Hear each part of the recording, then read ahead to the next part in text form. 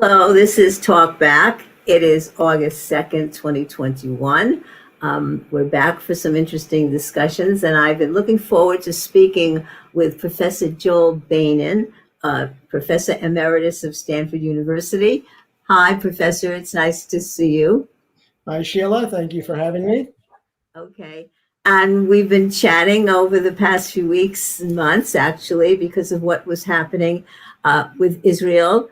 Some of the organizations, Human Rights Watch, Beit Salem, and other commentaries talking about how the two-state solution is not available anymore. It's not a reality. And there have been comments about Israel being an apartheid state. So I want to explore this with the professor because I want to explore his personal trajectory over the years and how his views have evolved, as well as the trajectory of the Jewish people to Zionism, to Israel, and how that has evolved to where we are today. So let me give you some background on the professor first, and then we'll get into our discussion. Joel Bainan is the Donald McLaughlin Professor of History and Professor of Middle East History Emeritus at Stanford University. He trained at Princeton, Harvard, and got his PhD from the University of Michigan in 1982 before coming to Stanford in 1983. He served as Director of Middle East Studies and Professor of History at the American University in Cairo from 2006 to 2008. In 2002, he was President of the Middle East Studies Association of North America. His research and writing focuses on the social and cultural history and political economy of modern Egypt, Palestine, and Israel, and on U.S. policy in the Middle East. He's written and edited 12 books, Critical Political Economy of the Middle East in North America being the most recent one. He's co-edited other.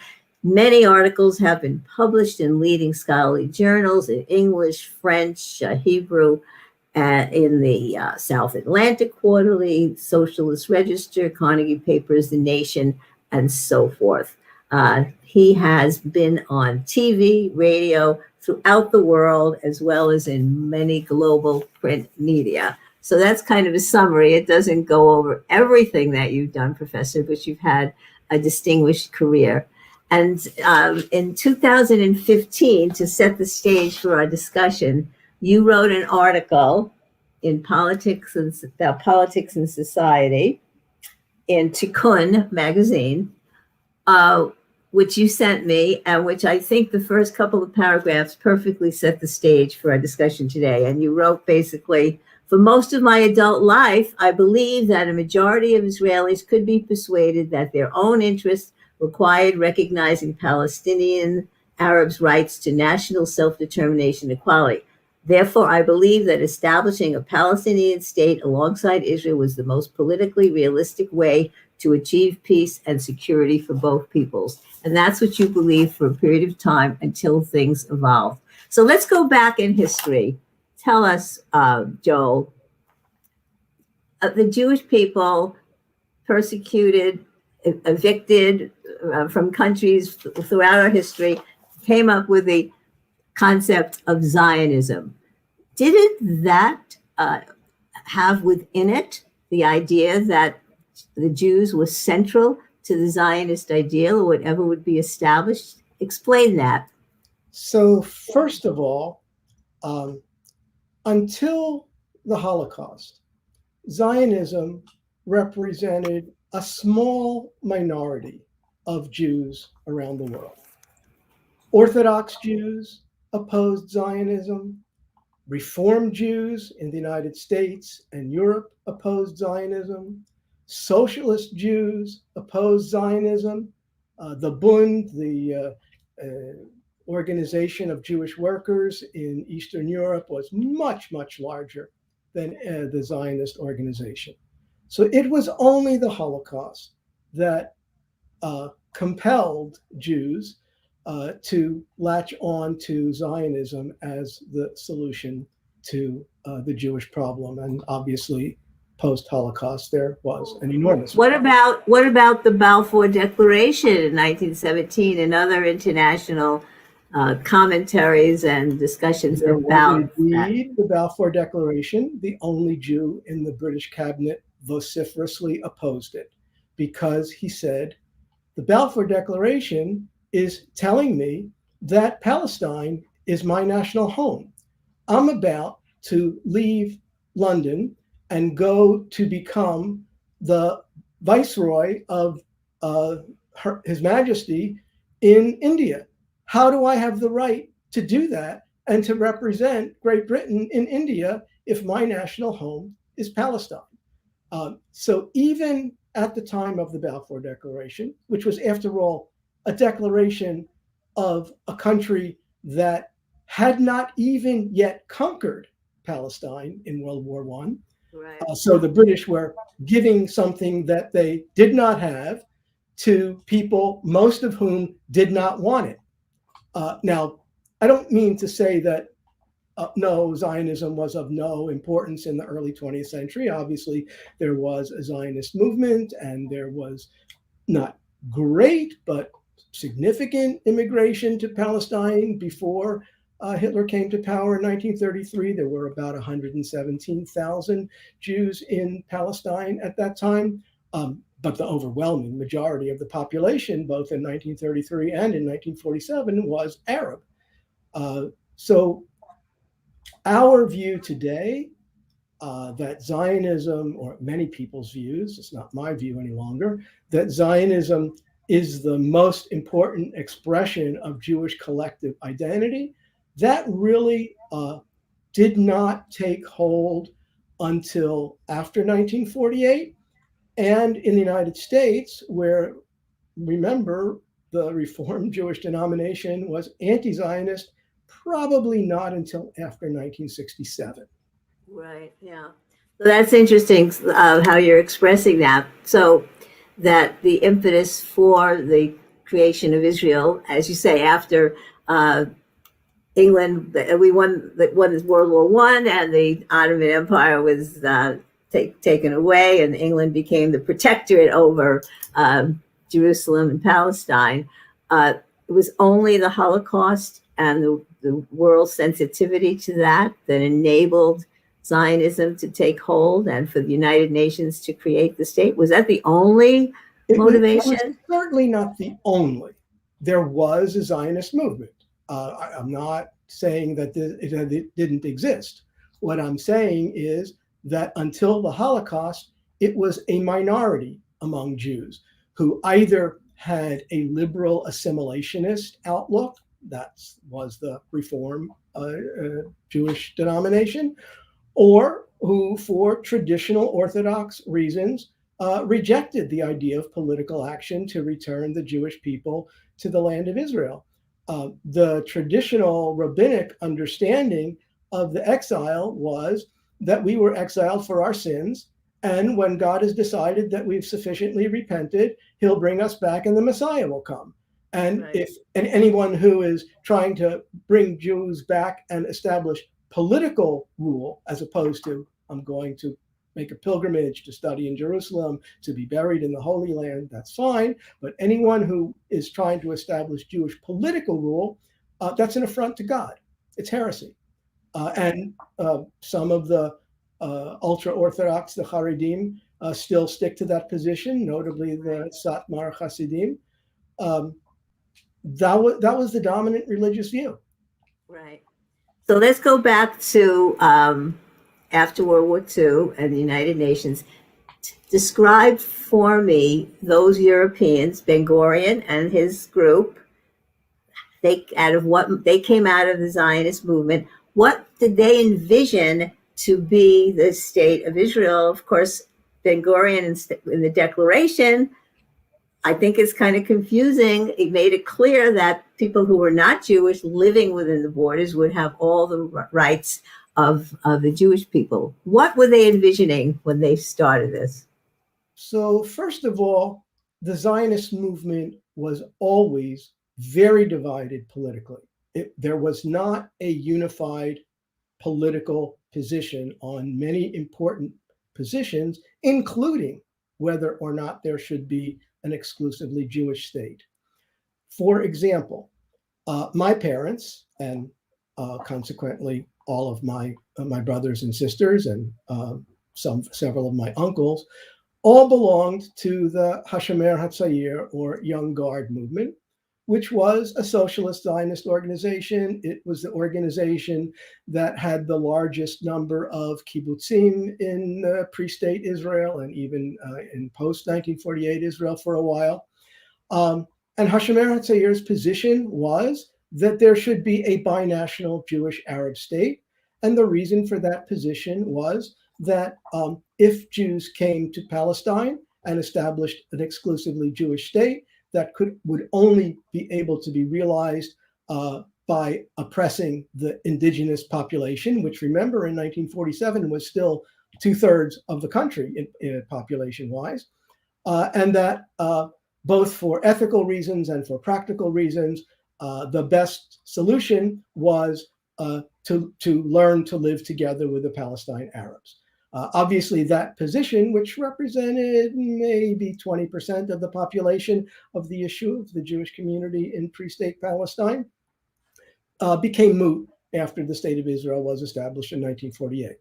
On the far right of the Zionist political spectrum, the predecessors of what is today the Likud, the Irgun terror organization led by Menachem Begin, which later became the Chirut Party and then in various stages became the Likud, their slogan was, the Jordan River has two banks. One is ours and also the other.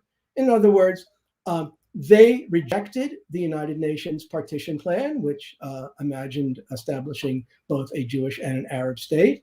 And they believed that both all of the land to the west of the Jordan River and some stretch of the land to the east of the Jordan River was entirely belonged to the Jews, and the Arabs would just have to put up with Jewish sovereignty in that territory. Neither of those two edges of the Zionist political spectrum prevailed at first. Ultimately, the Likud did prevail, but political circumstances had changed by the time Menachem Begin came to power in 1977, and conquering Jordan wasn't a real option at that point. Although ideologically, many Likudniks still believe this. The force that prevailed was what I would call a moderate social democratic form of Zionism, socialist Zionism to be sure, but not a hardcore version. They had kibbutzim, they were a big force in the labor movement and so forth. And there were within that current, which is the forerunner of what became ultimately the Labor Party, also different trends. There were people in what was then called Mapai who were binationalists. There were people like Ben-Gurion, who obviously ultimately prevailed since he became the first prime minister of the state of Israel, who said, no, we're having a Jewish state. And Ben-Gurion's attitude towards the Jewish state was very distinctive because on the one hand, he subordinated everything to the objective of gaining a state. And consequently, he was initially willing to settle for a very small state. So in 1937, when the British ran into big trouble and they couldn't manage the Palestine Mandate, and the Peel Commission proposed a partition plan, which was pretty unfavorable to the Jews, but did involve expelling some 225,000 Palestinian Arabs from the relatively small piece of Palestine that the British proposed to give for a Jewish state, and Ben-Gurion was very happy about that. Ben-Gurion was in favor of it. He said, yes, take it. Why? Because we'll have a state, and a state will allow us to have an army, and then we'll conquer the rest of the country whenever we can. And that's the same reason that Ben-Gurion and the people surrounding him, but Ben-Gurion was very distinctive in holding this position. That's the same reason that Ben-Gurion in 1947 was in favor of the partition plan, which gave to the Zionist movement 55% of British Mandate Palestine, and to the Arab indigenous population, about 45% of Mandate Palestine. And Jerusalem and Bethlehem were supposed to be a separate entity that was governed by an international body. That obviously never happened. And again, Ben-Gurion said, take it. We're not going to abide by the borders that the UN has established. We're going to have whatever borders our army can establish. And that is exactly what happened. All right, so you're saying that no unanimity on these questions. All right, so you're saying that you've given a good explanation of the various views about Zionism that the Jewish people held, and you're saying that the Ben-Gurion Zionists and the crowd that established the state were really looking toward a greater Israel later on, and what was the motivation for putting in the declaration those soaring words about democracy for all peoples not of the Jewish faith, that they would have equal rights within the country? How did that come about? So two things. Just bottom line, the words of Israel's Declaration of Independence have no legal validity. They can't be brought to a court and say, make a ruling based on it. It's just nice words. I mean, they are nice words in some respects, but they don't have any legal validity. So it doesn't matter what is said there legally. Second, as I said, within Mapai, which is the forerunner of today's Labor Party, there were different views. There were binationalists in Mapai who thought, okay, we'll take the partition plan, we'll have the federation that the UN is proposing along with the partition, we'll get along with the Palestinian Arabs, there'll be economic cooperation and so forth. There were others who wanted, when the fighting ended in early 1949, to push and occupy all of what's the West Bank. Yigal Yadin, who was the commander of the Palmach at the time, and much better known later as a biblical archaeologist, the one who worked on Masada and so on, said in a public interview that Ben-Gurion's failure to allow the army to conquer the West Bank in 1949, when it very easily could have, was a source of bichya ledorot, crying for generations. And he was not the only one who used those words. Others also used those words. And there was a group, particularly the ex-Palmach officers, who believed that Ben-Gurion had betrayed Zionism by not conquering all of British Mandate Palestine, and who were very upset about it. And those people consistently agitated between 1949 and 1967 for aggressive military action that might open the possibility of another round with the Arabs. And in fact, in 1956, there was a second round. And what did Ben-Gurion do after Israel occupied the Gaza Strip and the Sinai Peninsula? He declared that they were annexed and the third kingdom of Israel was established. So it's very complicated to get into why that was, in fact, a war of aggression of Israel against Egypt and not a war of self-defense, as it is often portrayed. But however you view the origin of the war, Ben-Gurion had no problem saying, okay, now we've got it, this is ours. And it was only because of the pressure from the United States and the Soviet Union that forced Israel to withdraw from those territories. Then the realities of what was happening on the ground in 1948, you always read controversial things about the Jews not forcing the Palestinians out, saying they could stay, that the Arab nations advised the Palestinians to leave. What is your take on that? Why do we have conflicting stories about what occurred? We don't any longer have conflicting stories of what occurred. It was the official Israeli claim for years that no Palestinians were driven out, that the Arab states told them to leave and so forth. That is simply not true. The Israeli archives have been open since the late 1980s. Surveys of all of the Arabic broadcasts in the Eastern Mediterranean region have been done. Very highly qualified Israeli historians have established without a doubt that the vast majority of Palestinians who left their homes in 1947, 48, 49, something like 70, 80%, left either because they fled a battle, or because they were directly driven out by gunpoint, or because Israeli military intelligence people spread rumors that terrible things were going to happen if they remained. Only propagandists claim otherwise at this point. There's absolutely no evidence to support what was the traditional Israeli claim on this matter. Interesting.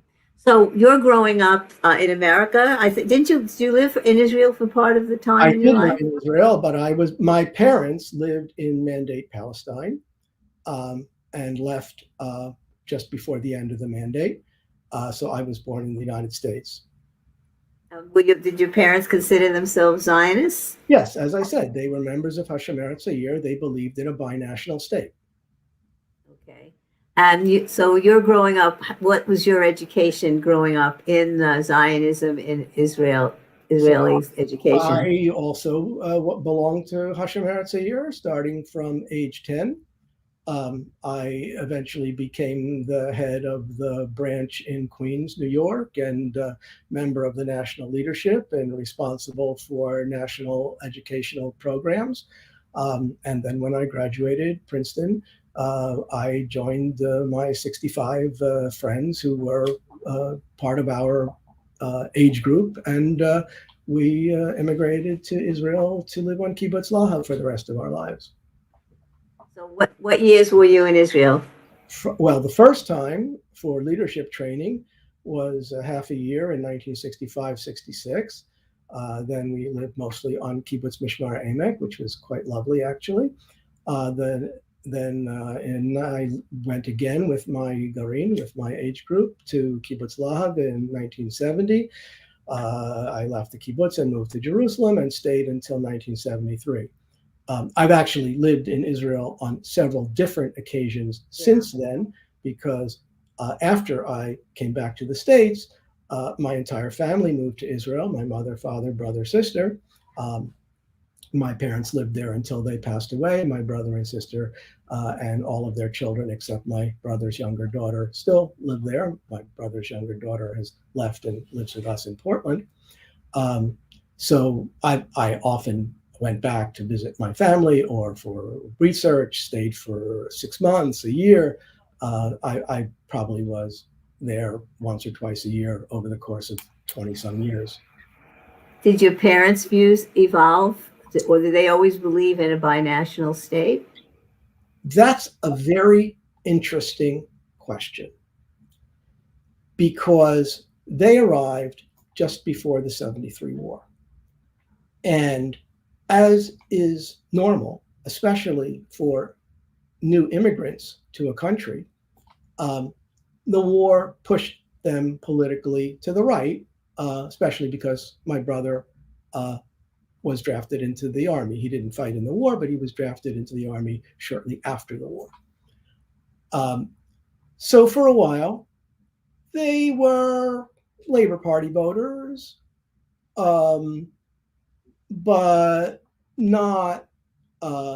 didn't have the same views that they had when I was growing up. My mother, in particular, had worked in the consolidated oil refineries in Haifa during the mandate period, and most of her co-workers were Arab women. She was in the secretarial pool.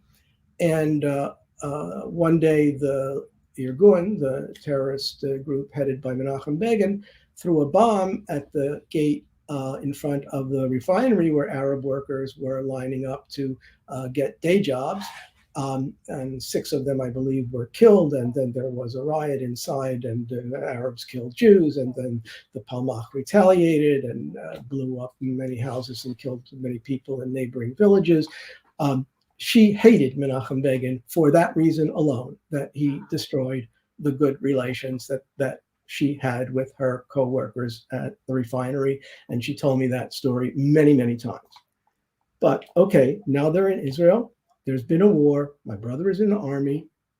Harder to maintain that kind of conciliatory approach towards the Arabs. I was in Israel for about 8 or 9 months during the time that my father was ill and eventually passed away. And I spent a tremendous amount of time with him. I was going to an archive in the morning, came back from the archive in the afternoon, went to visit him in the hospital, went to go and buy the medication, which even though Israel had at that time socialized medicine of some sort, this was a very rare medication and not every pharmacy had it. It was a bit of a pain to acquire it. And about 3 days before we died, and this is a very political family. My brother lives in a kibbutz. With all politics is very much part of what we do in the family. About 3 days before my father died, he says to me, you know, the only solution is what we always thought, a binational state. Okay. Yeah. My father passed away a few days later. My mother asked me to deliver the eulogy at his funeral. At that point, my Hebrew was better than anybody else's in my family. That's unfortunately no longer the case. My sister would probably take the prize for that at this point. And I said, Mom, Dad told me before he died that he believes that the only solution is a binational state. Can I say that in the eulogy? And the people who are coming to the funeral are people I've known my whole life. They're all of their friends from Hashem Eretz Yair, people who all believed at one point in their life in a binational state. So they are going to know exactly what I'm talking about and why my father said what he said. And my mom says, if he said it, then you can say it. So I give the eulogy, and not one objection or peep. Not one person came up to me and said, no, that wasn't right, what you said, that he didn't really mean that, or anything like that. No, they understood exactly why my father said that. Yeah. And what year was that, Joel? He died in May of 1993, May 3rd, 1993. So tell us about your philosophical and educational trajectory. What made you so interested in Middle Eastern history, Israel, Egypt, Palestine? How did you acquire that? It was almost inevitable. As I said, my whole family were involved in this from before I was born. My uncle was one of the founders. My uncle and aunt were among the founders of Kibbutz Sasa on the northern Lebanese border. My parents were supposed to have also been members of that kibbutz, but for whatever reason, I think my mother decided she didn't want to go to the kibbutz, so they lived in the Haifa area instead. Another of my uncles was also a leader in Hashem Eretz Yair. My father was a leader in Hashem Eretz Yair. I began going to movement activities at age 9. I continued to do it until I left for Israel at age 21. And by the 1960s, we didn't talk about a binational state anymore. I mean, that was obviously, that wasn't on the agenda. But we were very open to a conciliatory approach to the Arabs, who weren't usually called then Palestinians if they lived inside the borders of Israel. So, for example, I went to Hebrew school for 12 years, and as a result, by the time I graduated high school, my Hebrew was pretty good. So that's when I went to Israel for leadership training in Hashem Eretz Yair.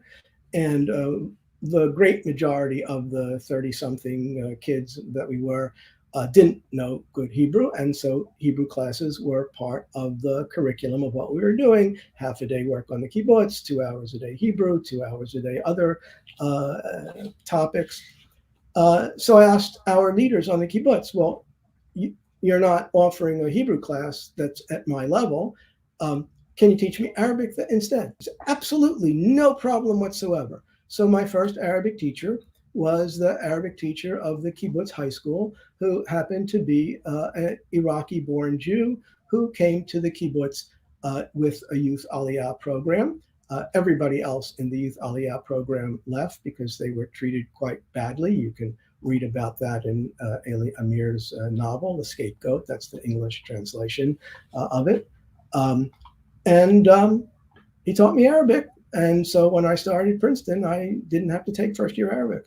All right, so you've been immersed in this world forever.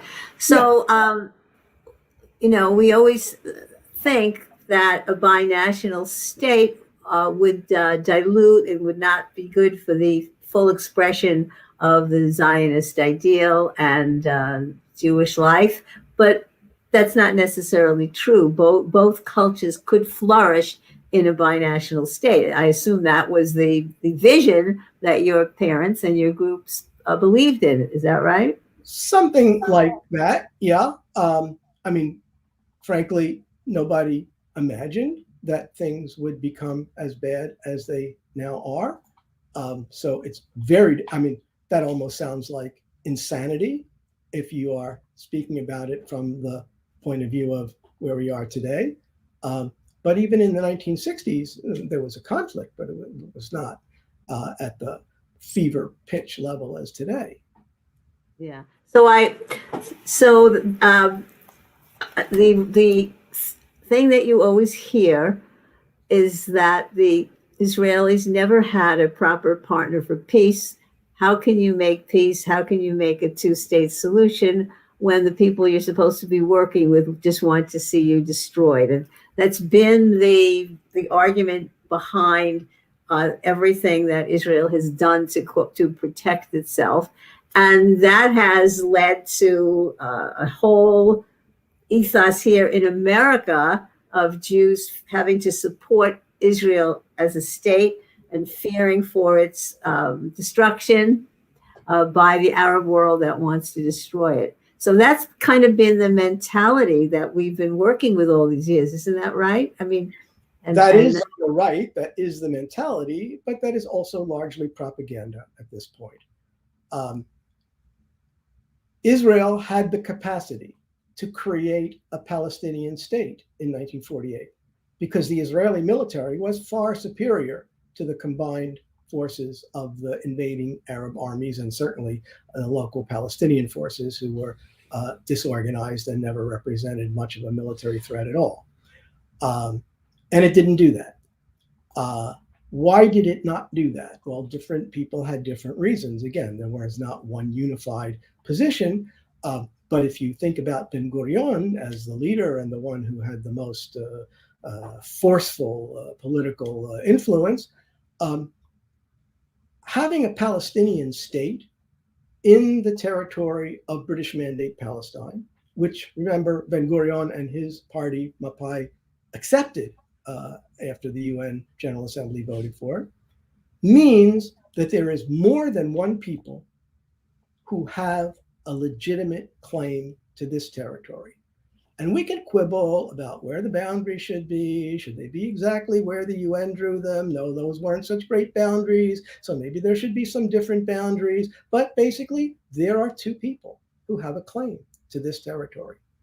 And that is the core issue of most forms of Zionism today that is a problem. Because even when Israel has negotiated with the Palestinians, it has never negotiated with the Palestinians on the basis of acknowledging Palestinian rights to the land. The language has always been, oh, Israel will make such and such concession for peace. And then, oh, the Palestinians aren't accepting our generous concession for peace. They want something more. So that's totally unreasonable because we don't want to give it. The whole language of what became known as the peace process was distorted into a propaganda process.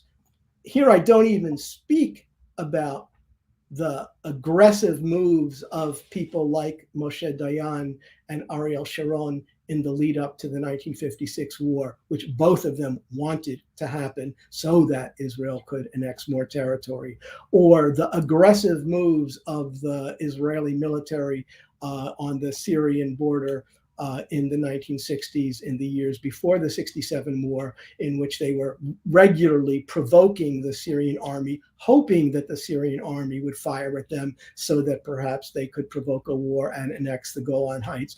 These are maybe sound like crazy things for people who don't study the history, but the things I'm talking about here are in the books of Israeli historians like Tom Segev and Benny Morris, who are basing their narrative overwhelmingly on documents that have been released from the Israel State Archives or the Israel Defense Forces archives and things like that. But I mean, we see today, at least I see, that from 67 on and being an occupier, it's just not sustainable. It doesn't help the Israelis in the world. It doesn't help the Palestinians with their self-determination in any way. And it's a festering wound that's never going to go away unless there's some solution. Now, they say we should have a two-state solution. When did the idea of a two-state solution come into being? After 67 and the occupation? Well, first of all, the United Nations Partition Plan of November 29th, 1947 was a two-state solution.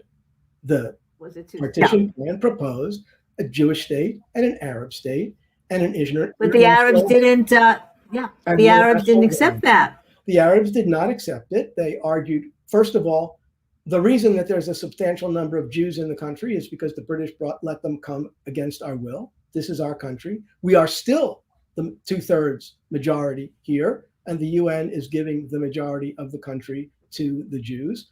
The Arabs, to be sure, were not attuned to Western public opinion post-Holocaust. I don't think it would have been so easy to establish a Jewish state without the Holocaust in the era of decolonization. This is the period when many of the colonies in Asia and Africa of the European colonial powers, Britain, France, Netherlands, began to become independent. So imposing a new European-sponsored colony, and the Zionists actually called what they were doing colonization until that became a nasty word, would not have gone over so easily had it not been for the Holocaust. Be that as it may, after the war, there were efforts to negotiate, and Israel was not interested in negotiating because then Israel would have had to give up territory that it had conquered during the war, and of course also let some number of the refugees back, which would have diminished the proportion of Jews in the Jewish state. Even in the original partition plan, 40% of the population of the proposed Jewish state would have been Palestinian Arabs. There simply weren't enough Jews in the country to draw a border with a larger proportion of Jews in it. So what that tells you is it has always been the case that the two peoples have lived intertwined in the area, and that separating them with a hard line then and now, even more so now, is a pretty impossible task. After 67, there were numerous proposals to establish a Palestinian state. Very soon after 1967, a well-known lawyer, Roger Shahada, put forward a proposal, and it was quite elaborate because I remember I was a master's student at the Hebrew University at the time, and we read it in our class the late Yehoshaphat Harkabi, who had been head of Israeli military intelligence, was our teacher, and he thought, y'all should know these things, whether or not you agree with them, you should know what the Palestinians are thinking. At the same time, more or less, Israeli military intelligence people who were at that point administering the West Bank said, this is a good idea. This is a way for us to maintain ultimate security control over the territory, because we certainly aren't allowing them to have a massive army or anything like that. And we will give them political rights, and that will calm them down, and we'll be able to live with that. And the government of the time, I don't remember if Levi Eshkol was prime minister or if he had passed away and Golda Meir had become prime minister yet at that point. They are both, in any case, from Mapai. They said no. Why did they say no? Because Israel had already begun to annex territory in the West Bank. East Jerusalem was effectively annexed less than 2 weeks after the war was over. The first settlement in the Etzion block, which is now quite a large settlement block, was established around the time of the high holidays of 1967. People were already talking about reestablishing a Jewish presence in Hebron. So there were forces within the Labor Party, especially the elements that joined the Labor Party who had been in the officer corps of the Palmach and who always believed that Israel should control everything, at least up to the Jordan River. Those elements were already on a trajectory to annex parts of the West Bank. Shimon Peres, who got the Nobel Peace Prize along with Yitzhak Rabin and Yasser Arafat for signing the 1993 Oslo Accords, was a big proponent of settlements in those days. So even though Israeli military intelligence proposed this as a reasonable solution, the political echelons had their eyes on some degree of annexation, and they disagreed amongst themselves, which is why the Labor Party could never come up with a clear program about what it wanted. But evacuating all of the West Bank and reestablishing the status quo ante was not in the cards. So your view is that the creation of the settlement programs was really part of a greater Israel goal more than a tactic in settlement negotiations. Because when we talked about the two-state solution, it would always be we would divide into two states, but we would also pay attention to the facts on the ground, or whatever that terminology was. So you're saying that there was no real honest desire for a two-state solution. There was always greater Israel in mind. So again, it's important to distinguish different currents of thought. Mapam, which was the political party of Hashomer Tzair, the Zionist youth organization that I belong to, always was in favor of returning all of the West Bank. And pretty soon after 67, the idea of a Palestinian state emerged once again. And that's when it came to my consciousness, I would say sometime between 67 and 69. So they were in the government, and that was their position. They were not the majority in the government. The majority in the government was Mapai, that is the precursor of the Labor Party. And Mapai was in an alignment, they called it, with Achdut HaAvodah, Unity of Labor, and that was the party that represented and was led by the former Palmach officers, and they didn't want to give 1 square inch of the West Bank to anybody. And then, of course, at that time, there was a national unity government. So Menachem Begin was in the government along with one other member of what was then called Gachal, but again, it's the precursor of what's today the Likud. And they also did not want to give 1 square inch of the West Bank. So the government had essentially a majority for not making a decision, which was, therefore, to make a decision to stay in the occupied territories. And then when the Likud came to power for the first time ever in 1977, and it's been in power for most of the time since then. The Likud's program very clearly says we're not giving back any of the West Bank. It's all Eretz Yisrael. Yeah. So I hear what you're saying about the motivations of the majority of the Israeli politicians who were running the government, and notwithstanding many other diverse views within the Israeli society and government also. But what about the role of the Palestinians and their supporters, and what do we give them any credit or bad marks for not being a good partner for peace? What is the turmoil that they've created around this issue? So I don't think this is about giving good marks and bad marks. I think as a historian, what one is supposed to do is to try to empathize and understand the motivations of all the involved parties. So it's not very difficult at all, and I've said this a few times already, to understand that post-Holocaust, the entire Jewish people are traumatized. The world stood by and let 6 million Jews be slaughtered. And now Jews are saying, we're going to rely on ourselves and we're not going to pay any attention to what anybody says, and we're going to have our own state and we're going to do what we want. And that's kind of been how it's gone. I mean, that has had whatever negative consequences it has had, I think very negative consequences for Jewish culture, let alone what it's meant for the Palestinians. But it's not difficult to understand why Jews would feel that way. On the Palestinian side, they're thinking this was an Arab country. Jews lived here. Many of those Jews, in fact, spoke Arabic. We got along with them.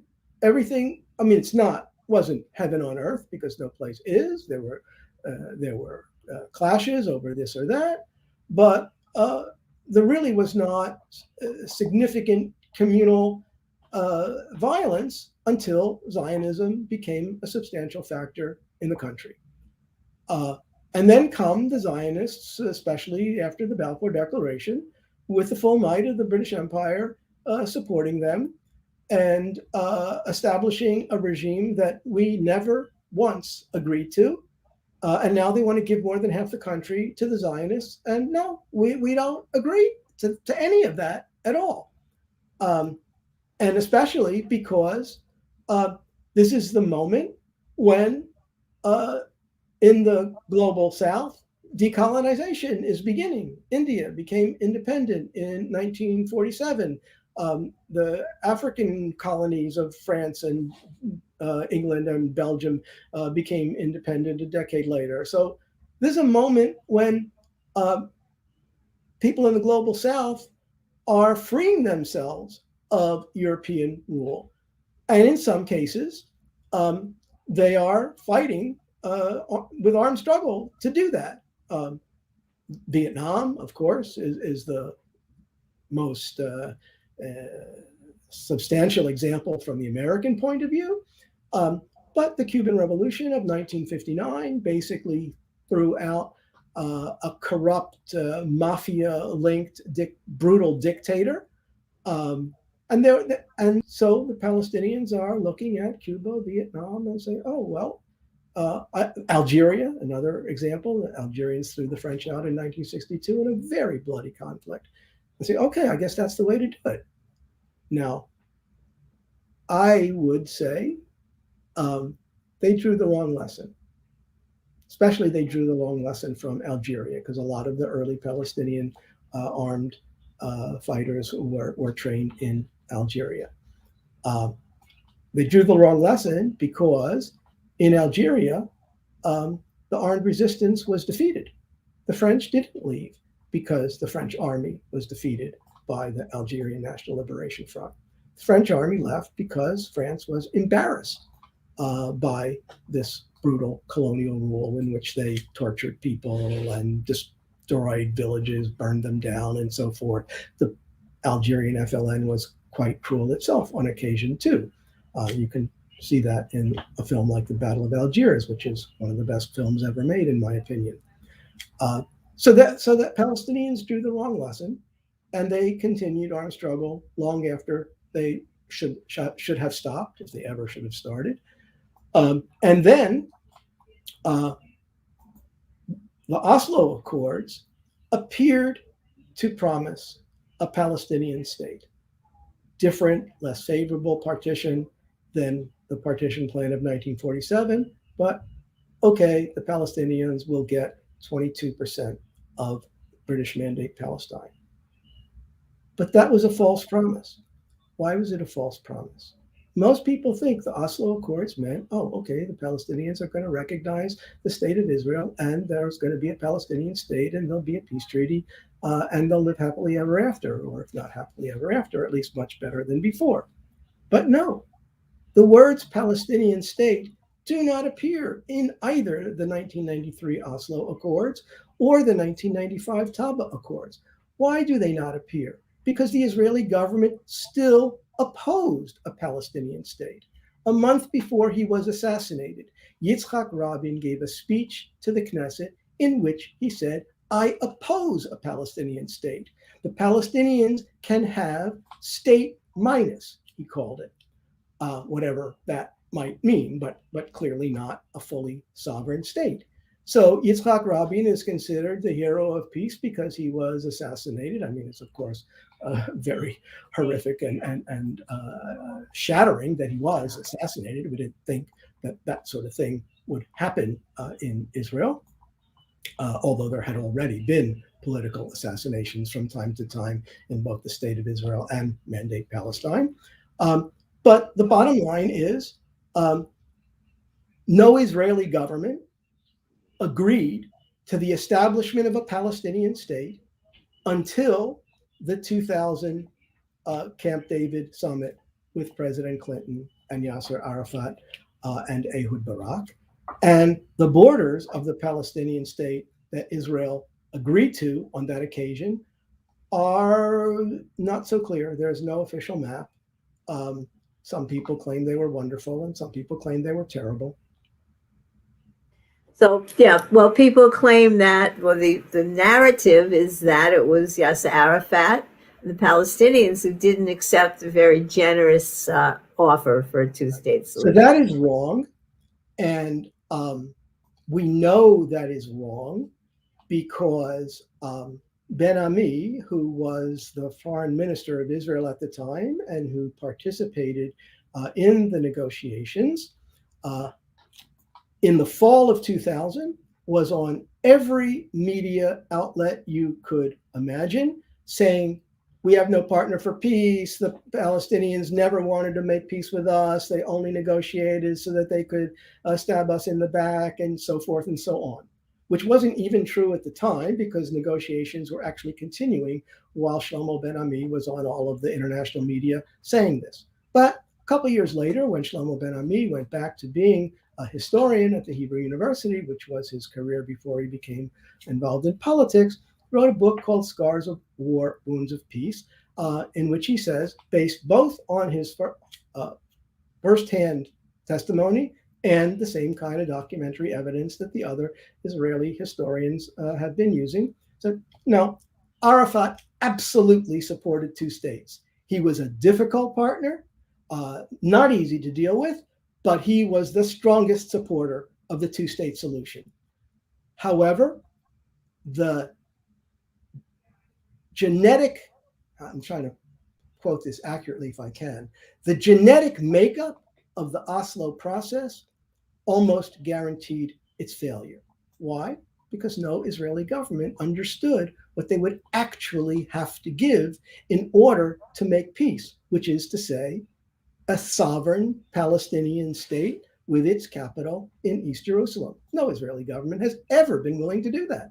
Okay, all right. So your position, Joel, over your analysis is that Israel has always, in a way, rejected and practice the two-state solution, that an undemocratic one-state solution already exists, and that because what was always considered a temporary occupation, right, after 67, United Nations resolutions, these were temporary occupations that would dissolve when a two-state solution was reached. You're now saying that we have to give up on that. That you said train has left the station. There's no two-state solution on the horizon. Explain that.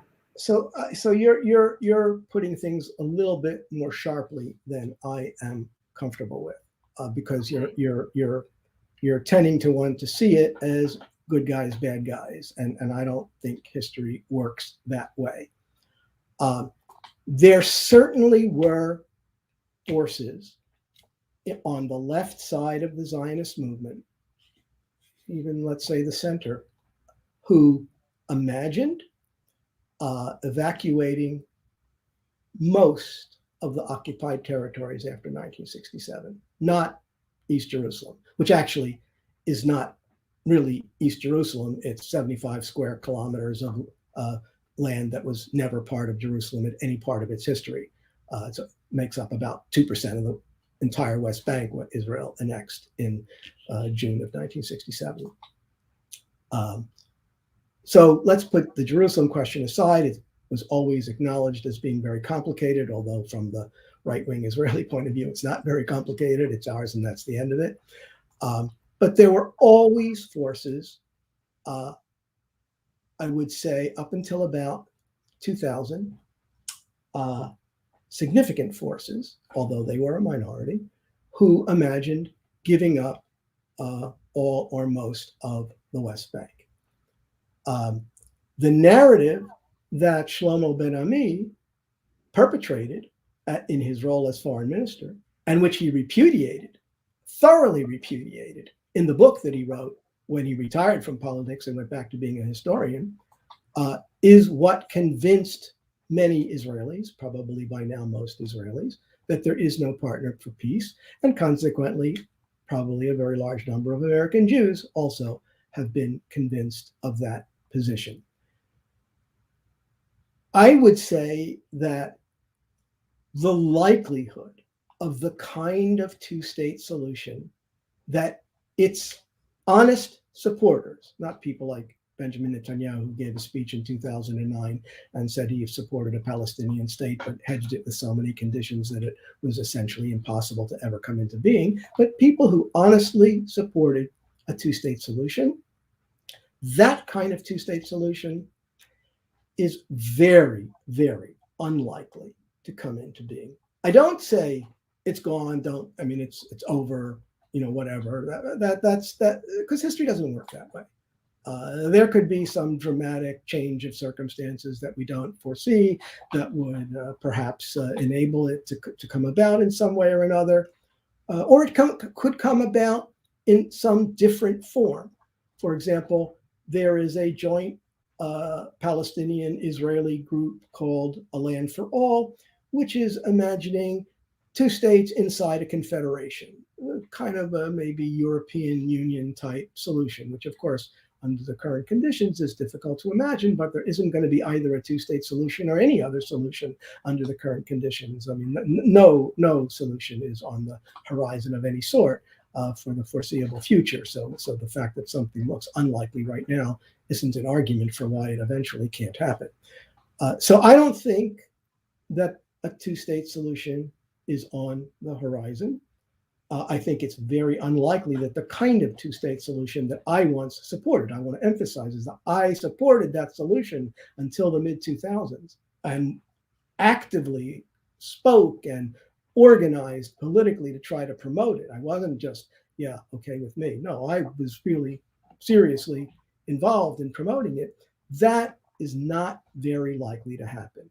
That does absolutely not mean that the only other solution is a one-state solution, because that's even more unlikely to happen. One democratic state, one person, one vote, which isn't even a particularly just solution in my view, because in addition to individual civil rights, there's the question of collective rights. There are two peoples who live in that land now, and it doesn't matter how the Jewish people got there. There is a historic Jewish connection to the land, and the Palestinians and the Jews are going to have to learn how to sort things out and live together. Right now, as you said, there is an undemocratic one-state reality. That's what we have now. It's disingenuous to claim that the occupation is temporary from the point of view of Israeli governments since 2000, at least, maybe even earlier. But certainly that view, Joel, has caused you and others the view that you can't say this occupation is temporary anymore, that it's just waiting for peace. And since that's not coming and it's not realistic in your view, certain organizations, the Human Rights Watch, the Beit Salem, other scholars have come to the conclusion that the only way you can describe Israel today is as an apartheid state that is dominating another people's. Can you explain that? What are the indices of apartheid that is what you define as happening in Israel today? So it's important to understand that both the B'Tselem report and the Human Rights Watch report, and the B'Tselem report is actually harsher than the Human Rights Watch report.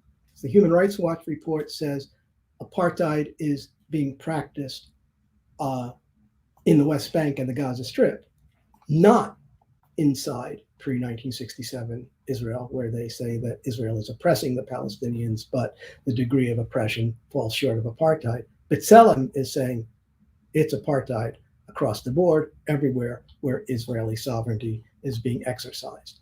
Now, when we hear the word apartheid, we are imagining South Africa. And people quite rightly say, no, Israel is not like South Africa. That's absolutely true. Israel is not like South Africa. Palestinian citizens of Israel have the right to vote. They're elected to the Knesset. They become judges. They become director generals of hospitals. They make up 17% of all the medical labor force, doctors, nurses, pharmacists. Now they're in the government, right? And now they're part of the coalition.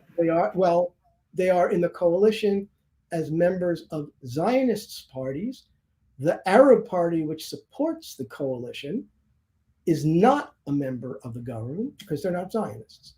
So only Palestinians who agree to sort of hide their eyes and be a member of the Zionist party, even though Arabs aren't Zionists, that's just the way it is, but they're willing to overlook that they can become members of the Knesset and the government in those parties. So the standard that both B'Tselem and Human Rights Watch are using is not South Africa. It's the 1948 UN Convention on Apartheid as a Crime Against Humanity, and it's the 1977 Rome Statute of the International Criminal Court. And if you look at the text there, it's very difficult to argue that at least in the West Bank and the Gaza Strip, Israel is not practicing apartheid. Now, I usually don't use that term in public because people get upset and people don't understand that it doesn't mean that Israel is exactly like South Africa, but rather there's a very clear legal definition that is being employed here. But most people don't make that clear distinction. I should say here, I've been participating for the last several months in a monthly seminar in which both Israeli Jews and Palestinian Israelis participate, which means that it's being conducted in Hebrew, on the question of apartheid. And It's a very serious discussion. We're reading serious academic work with different opinions and different ideas about what apartheid is and is it exactly appropriate. And it's a very calm discussion, very unlike the hysteria that we often have in the American Jewish community leadership. And I think we'd probably be better off if we could discuss it a little bit more calmly. Right, but so setting the word apartheid aside, you and others are saying that Israel is committing human rights violations, which can no longer be called an occupation waiting for a settlement, right? That is, what are those human rights violations that are being committed against the Palestinian population? So the most fundamental one is that Israel has effectively annexed something like 60% of the West Bank. There was a big hullabaloo over Benjamin Netanyahu's campaign promise to annex the Jordan Valley back in the fall of 2019. People didn't pay nearly as much attention to the fact that his opponent in that election, Benny Gantz, responded to Netanyahu's announcement by saying, well, it's good that he finally came around to our position. So both major parties in that election favored annexing the Jordan Valley, although neither one of them was actually going to do it because it's not necessary to do it because Israel has already effectively annexed the Jordan Valley, and B'Tselem issued a report about that in 2009. So the Jordan Valley, the settlement blocks have effectively been annexed. That includes confiscating large tracts of privately owned Palestinian land, of using chicanery to declare privately owned land state land and therefore open for Israel to do whatever it wants, declaring the vast tract of land in the South Hebron Hills a firing range so that the Palestinians who have historically lived there were expelled, and then they finally got the right to return in an Israeli Supreme Court decision. But the settlers who now surround them harass them every single day, and the army stands with the settlers unreservedly. I know that because I participated in some activism around those villages for over the course of a summer when I was living in Israel. So first is the land, that Israel has seized the land. Second, in the last 2 weeks, Israel has shot dead 4 Palestinians. Now, I don't know, I didn't investigate, and I don't have the tools to investigate exactly the circumstance, but this happens pretty regularly. Some of them are children. In one case over the last 2 weeks, the guy was a plumber. He had a wrench in his hand. What did the army say? Why did they kill him? Oh, he had a wrench in his hand and he was advancing towards us. Well, he was a plumber, so he had a wrench in his hand. You could have shot him in the legs. You could have shot over his head. No, but they shoot to kill. So the ethos of the Israeli army has become shoot to kill because Palestinian lives are worthless anyway. This is the only language they understand. That's something you'll hear very commonly in Israel, and even many American Jews have come to say it. So there's a vast array of human rights violations that Israel has simply normalized. And this is why we have now a single undemocratic state. There are also all kinds of rules and regulations about Palestinian movements from from Gaza to the West Bank to Jerusalem. There are different categories of Palestinians and where they can go and leave, and they can't leave Israel and go to the regular airport. They have to go through Jordan. And those are, again, all these things that we say are part of the necessary occupation until we face a settlement. But meanwhile, lives are being impacted. Yes. Many of those regulations are pure harassment. So, for example, I have a former student. I was the co-advisor of her PhD thesis at Tel Aviv University. She's now a lecturer at Tel Aviv University, mother of 2 children. She's Palestinian from Nazareth, and she gets strip searched at the airport. Now, if you're doing social profiling, a Christian woman, mother of 2 young children, she is not going to be blowing up the airport. That is just not going to be happening. But no, they will humiliate her anyway. When she was in the United States on her first postdoc, this was maybe 4 or 5 years ago, she sent her kids to school in New York City. And the older one was very good at languages and very bright and learned English very quickly. He'd already known some because they study it also in the school that he went to in Nazareth. Comes home one day and he says, "Mom, let's move here. This is a normal country." Now, this is an 8-year-old kid. The state of Israel has made it clear to an 8-year-old child that it is not a normal place for him to live, but New York City is.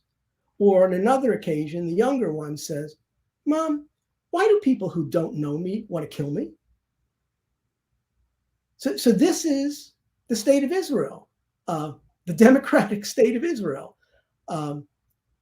And this is the political culture and public culture that has been created by an occupation that has persisted for over a half a century.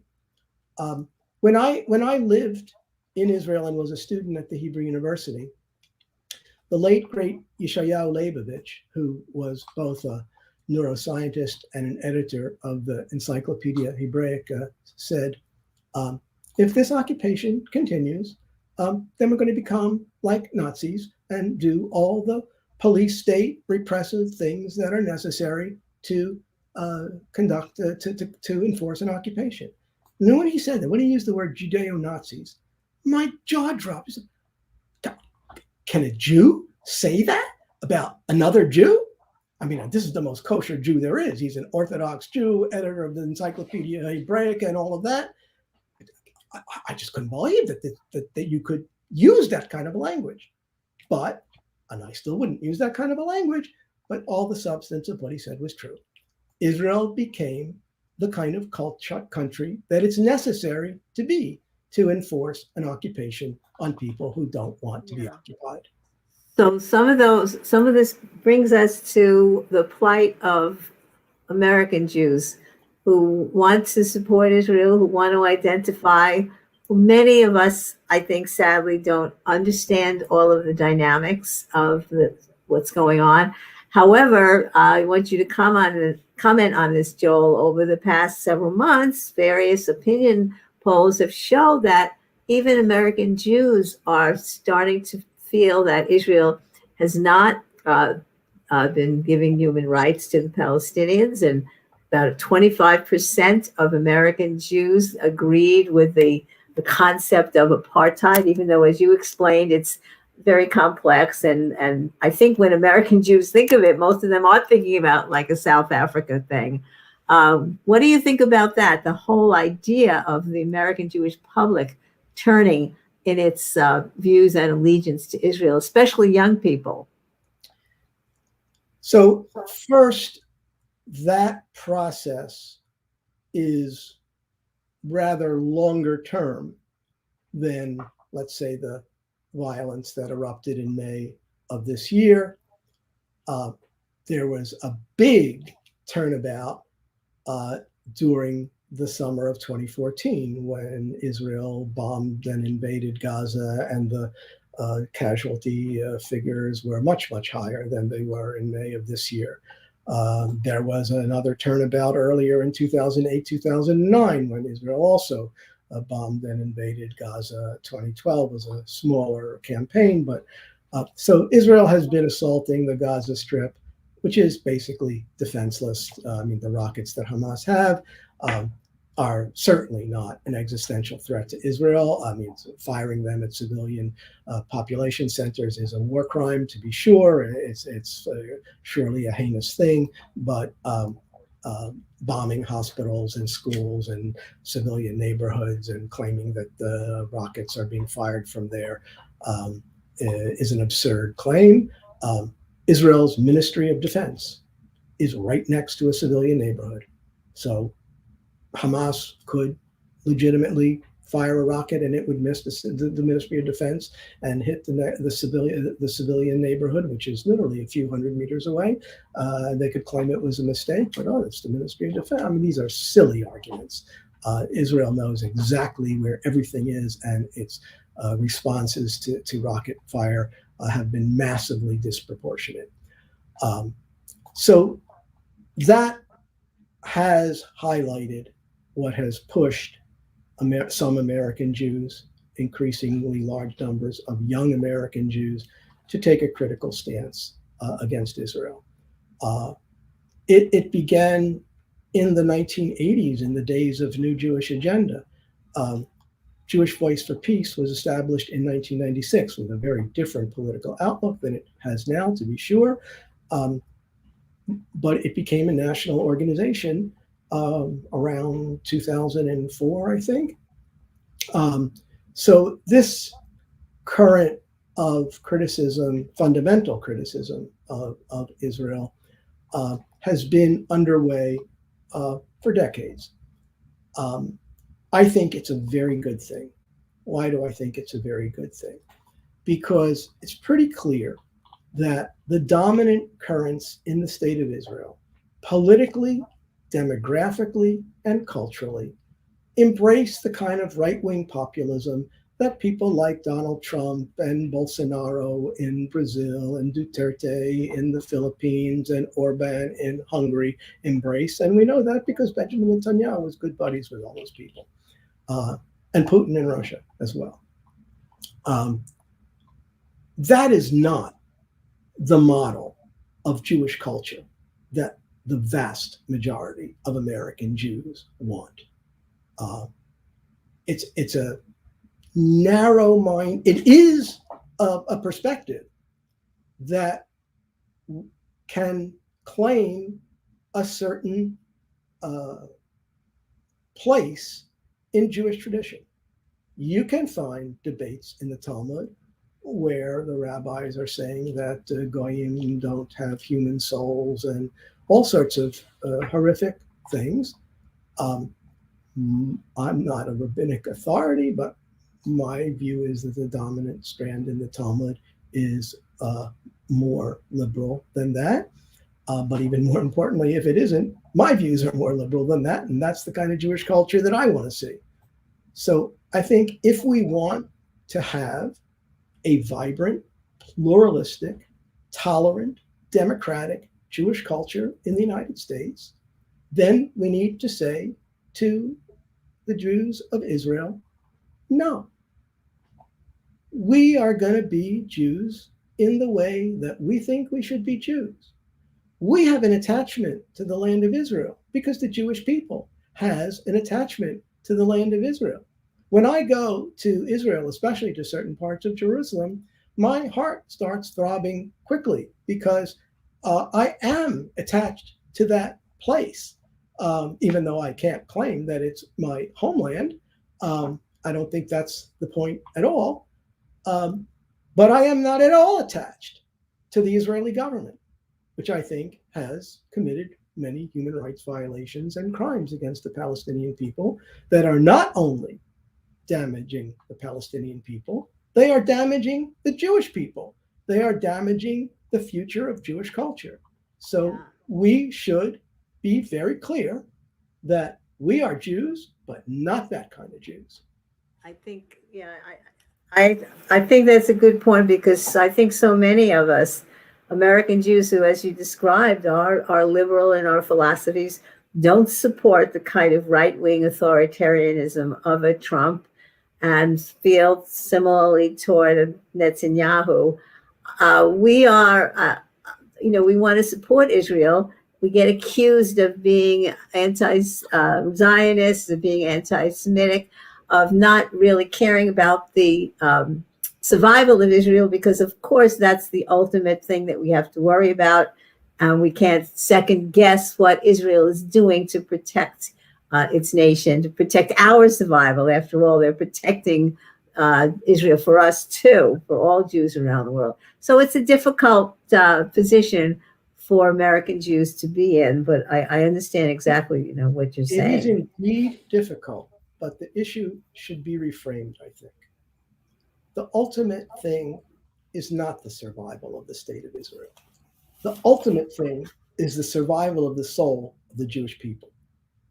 So if we end up with a right-wing authoritarian Jewish state that looks like Hungary or Russia or someplace like that, how is that going to help the Jewish people? Is that something that we could be proud of, or that's how we're going to be a light to the nations, which is what we're commanded to be? The point of having a Jewish state, yes, survival, of course, especially post-Holocaust, but it was also supposed to be a place where Jewish culture could flourish and expand, and that has happened. Certainly the Hebrew language has been revived, which I personally think is a good thing.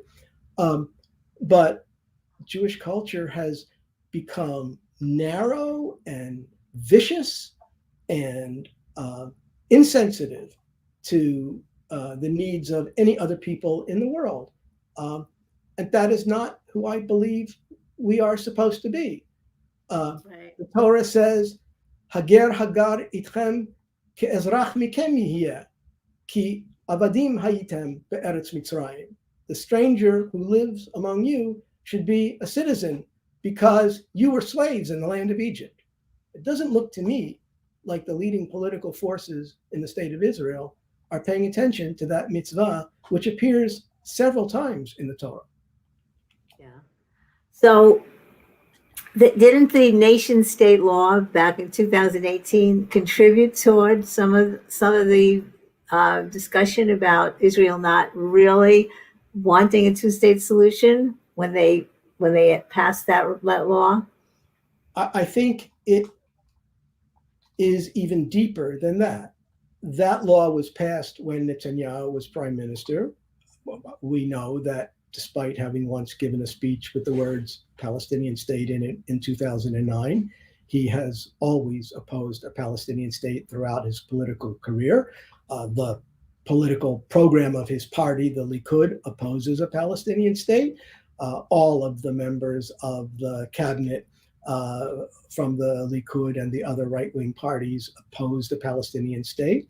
The nation state law is more fundamentally a statement of racism and Jewish supremacy, if you'll excuse a phrase that sounds very harsh, but that is exactly what the nation state law enshrines, because it says that only Jews have the right to political self-determination in the land of Israel.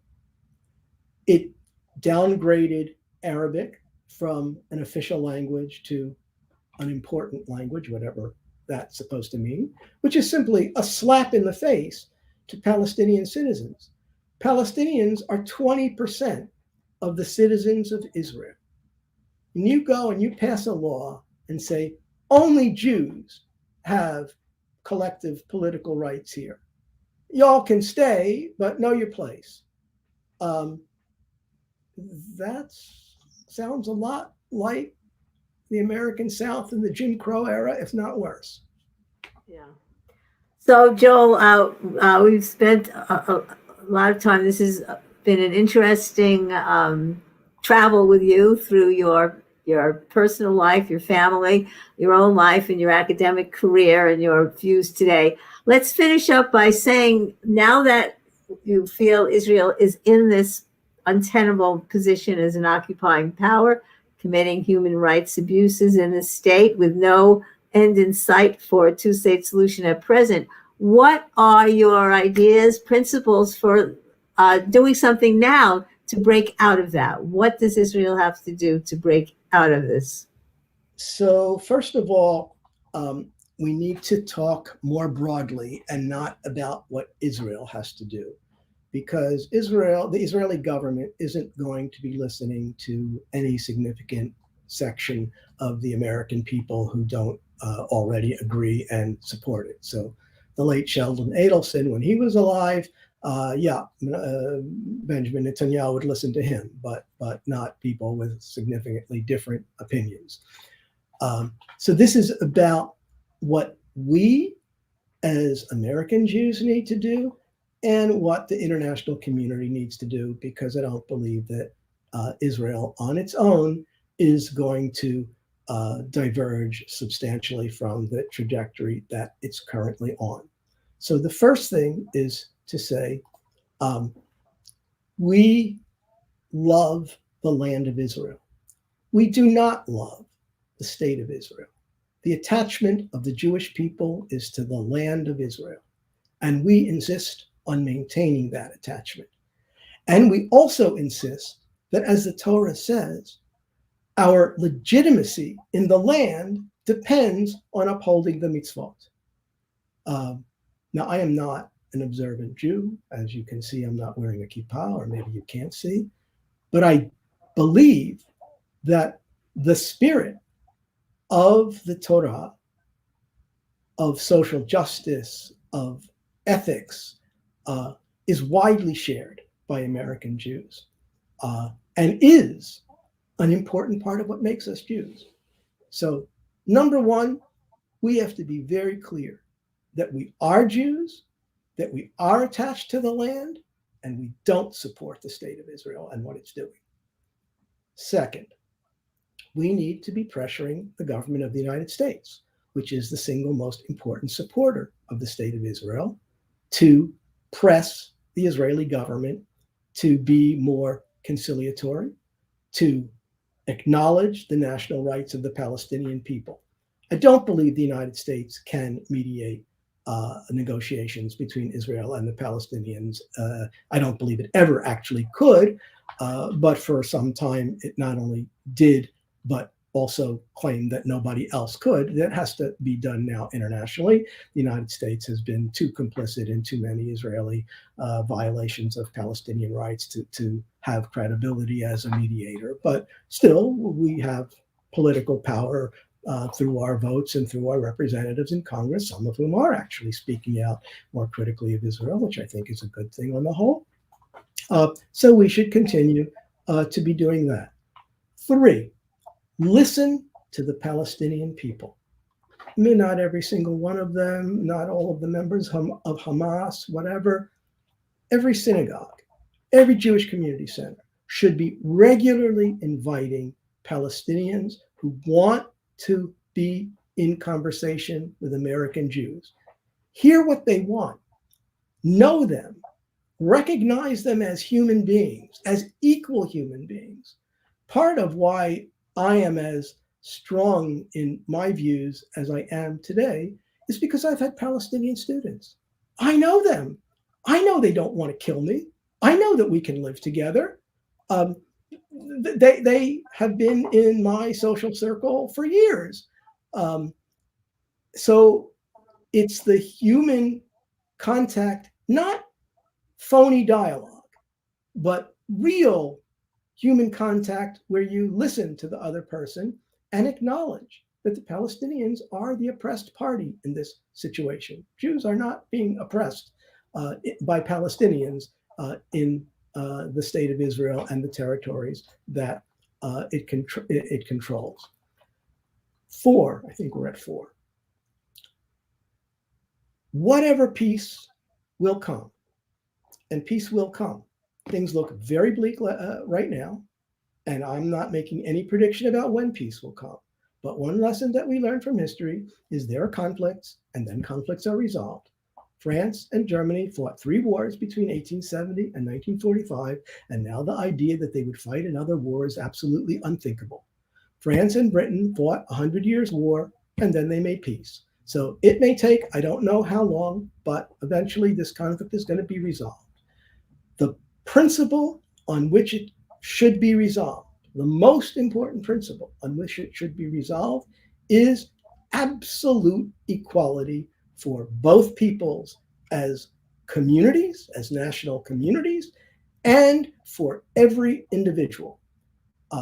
That means Palestinians can have a university that teaches in Arabic. Arabic will be an official language of whatever political regime there will be. Israel has a law of return for Jews, so there will be a law of return for Palestinians. So every difficult issue has to be resolved on the basis of equality. That's hard for people to embrace at this point because there is so much enmity and because the situation looks so grim. But I don't see any other way. All right. Well, Joel, this has been a very interesting discussion. I appreciate you giving your time. I'm going to just give you one more chance. Is there anything else you most wanted to say that you didn't get a chance to express? Final thought. No, you let me talk very freely, and maybe I said more than I originally intended to say, so I'm fine. Okay, great. Well, thank you. Much. Okay, thank you, Joel, and thank you everyone for listening to this interesting and hopefully provocative discussion. Give us something to think about, and we'll see you next time on Talkback. Bye. Bye, Joel.